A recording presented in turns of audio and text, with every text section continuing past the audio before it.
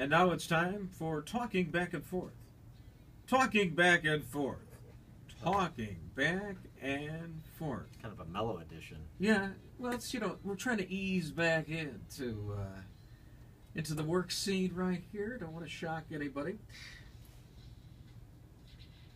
Thank you, John McLaughlin. Issue 1, the state Supreme Court kind of snuck in a decision right before the holiday weekend. Supreme Court voting 6-1, saying that you can't diminish the health benefits for retirees in the state system. Is that a harbinger of what's going to happen with the pension reform that the legislature, however small that reform was, enacted last year? Eleanor Clift. It could be, although you can distinguish this case from the kind of pension reform we actually need, even that minuscule pension reform that was passed in December by the General Assembly. This is subsidized health care benefits for state retirees, so benefits that they've already earned.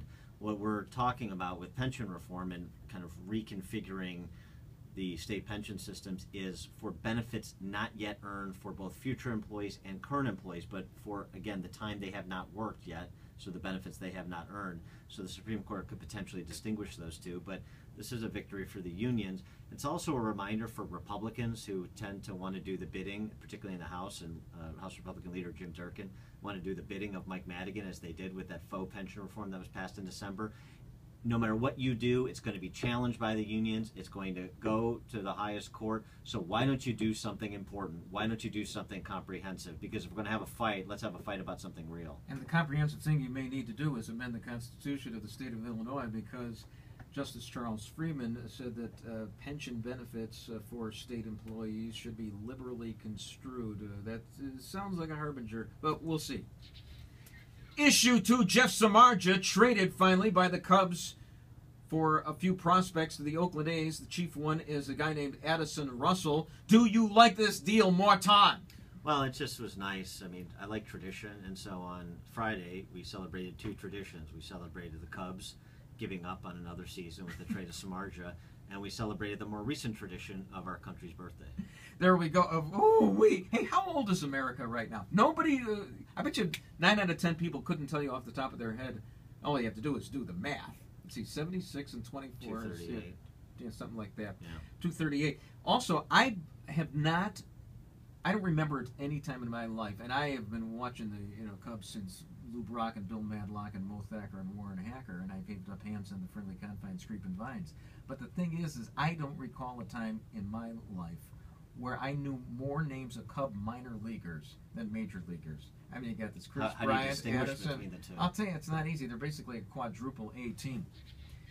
Issue 3, millennials had better start using deodorant. According to a survey, only 87% of millennials said deodorant was of daily importance, but 93% said having a smartphone was very important. Compare that to older adults who tend to say that deodorant is more important, and maybe that is why millennials aren't getting jobs. They stink. Is that true, Jack Jamon? People don't want to be around people who smell, and if you show up for the job interview and you haven't taken care of personal hygiene, that's an easy way to knock you out of the box, isn't it? So a simple job hunting tip for millennials: take a shower, wear deodorant, repeat daily. Not complicated. How about, is there an app for deodorant? Is there something that will spray? Is that going to be in the Apple 7 that will actually spray you with and so you'll be fresh all over? Issue 4, immigration reform. Congressman Raul Labrador basically called David Gregory a lapdog yesterday on his own show because, let me set this up for you, the Department of Homeland Security Secretary Jeh Johnson, Jeh, that's it with an H, not Jeb, Jeh, had said, it kind of waffled on the issue of what we're doing about those immigrants coming in, and I think Dick Durbin has blamed that on the Bush administration anyway for being too humane. That's interesting. But here's what Raul Labrador had to say about David Gregory.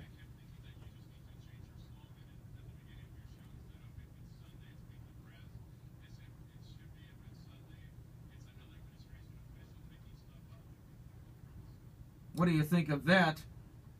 Who's left on the pen? Pat Buchanan! I like the new tagline from Meet the Press. I completely agree with Representative Labrador on that. And Representative Labrador, among other members of Congress, may be trying to get in to see one of these HHS facilities where these immigrants who've come over are allegedly being held, and no one can get in there. It's fascinating. U.S. congressmen can't access a facility where this administration is inventorying, is warehousing human beings. I would love to see what is going on there, and if what is going on there is consistent with the administration's story. I suspect it's not, but in terms of reuniting people with their family, maybe it's time to recall Janet Reno and her jackbooted thugs, the Elian Gonzalez squad. They could put families back together like they did back in the Clinton era. I'm wondering if there's any tape anywhere of Dick Durbin saying that Bush lied, people died, and also that he's too humane as well. I'd like to wrap my head around both of those propositions.